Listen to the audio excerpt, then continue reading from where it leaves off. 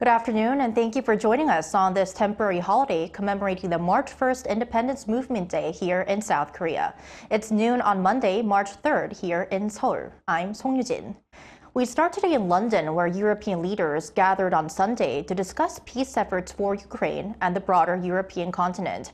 And there, Ukrainian President Volodymyr Zelensky expressed his intention to visit the U.S. again for further talks, following his heated public confrontation with U.S. President Donald Trump at the Oval Office last week. Our Park Geon-woo reports. European countries are stepping up their efforts to end the war in Ukraine.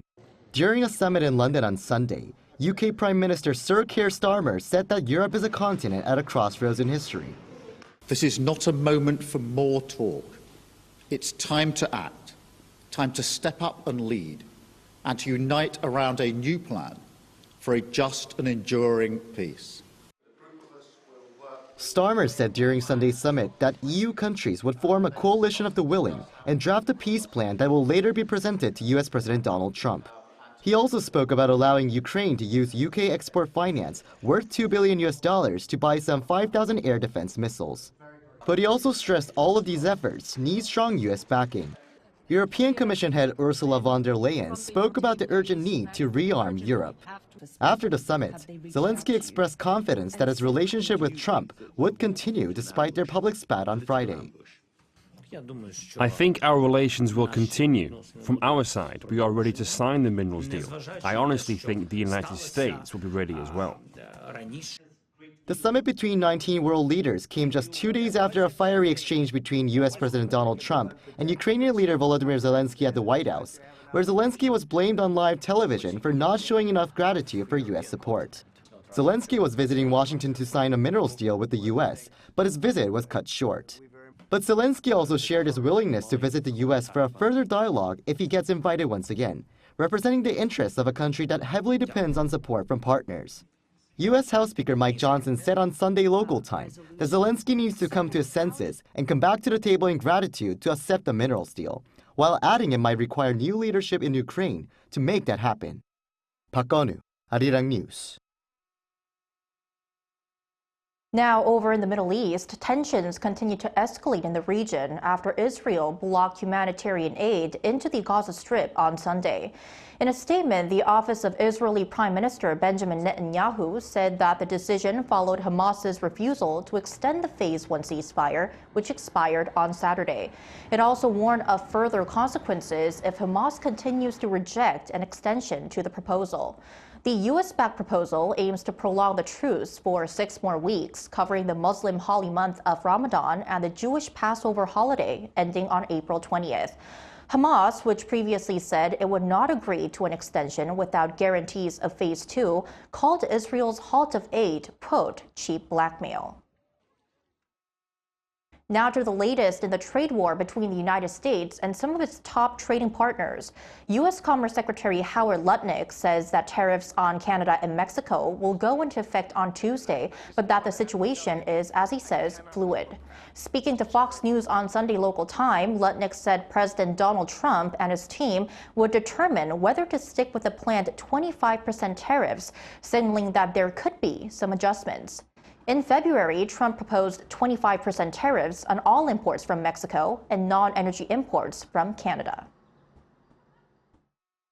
Switching gears, this week is an especially exciting one for the tech world as global tech leaders connect in Barcelona, Spain for the annual Mobile World Congress, or MWC, which is often hailed as the world's largest connectivity event. Now, with MWC 2025 powering on today, our Lee Soo-jin, who will be covering the event on the ground, breaks down what to watch out for this year. The world's largest and most influential mobile telecommunications event, the Mobile World Congress, is opening its doors once again. The 2025 edition of the MWC, held every year in Barcelona, kicks off on Monday local time. The theme for this year's 4-day event is Converge, Connect, Create, emphasizing the event's focus on uniting industry leaders to shape the future of technology. The more than 2,700 companies from over 200 countries set to attend are expected to draw a record 101,000 attendees. South Korea's big three telecom companies, SK Telecom, KT Corp, and LG U+, will all be participating, with LG U+ marking its first solo attendance at the event by unveiling AI security solutions. And SK Telecom will feature advanced AI data center technologies, while KT showcases how AI technologies can be integrated into daily life at its K Street Pavilion. Chinese mobile companies are also attracting attention, with Xiaomi unveiling its latest flagship, Xiaomi 15 Ultra, and Huawei, the world's first triple foldable smartphone. But it's not just the big names that are aiming to make a splash. At MWC, many cloud service providers and GPU-heavy companies, our core clients, are present. We've designed our new technology to seamlessly switch to local processing if an issue arises in the cloud, ensuring no disruptions. This technology further enhances the company's flagship product, Backend.ai, an AI platform software that maximizes GPU utilization for high-performance AI workloads. It's also the only software in Asia officially validated by NVIDIA to run efficiently on DGX systems or AI supercomputers.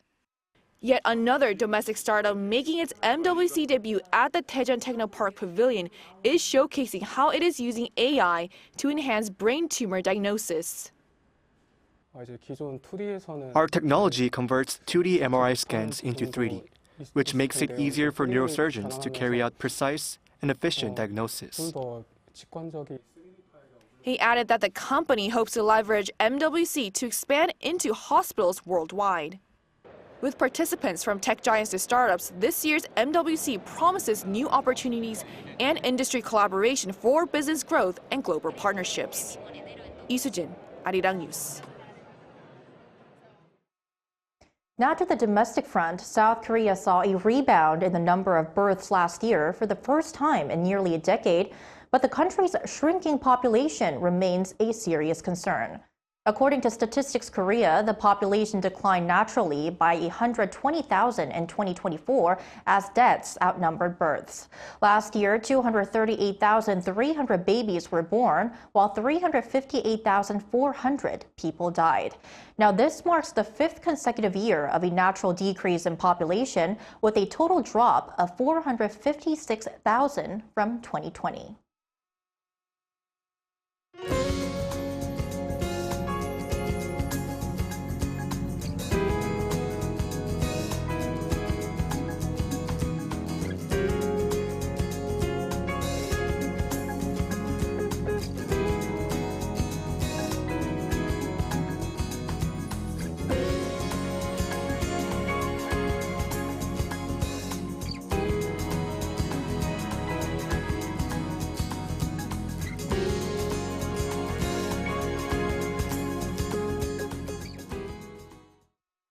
And that's all we have for this noon edition of Arirang News. Thank you for watching, and we'll be back at 6 p.m. Korea time. Stay tuned.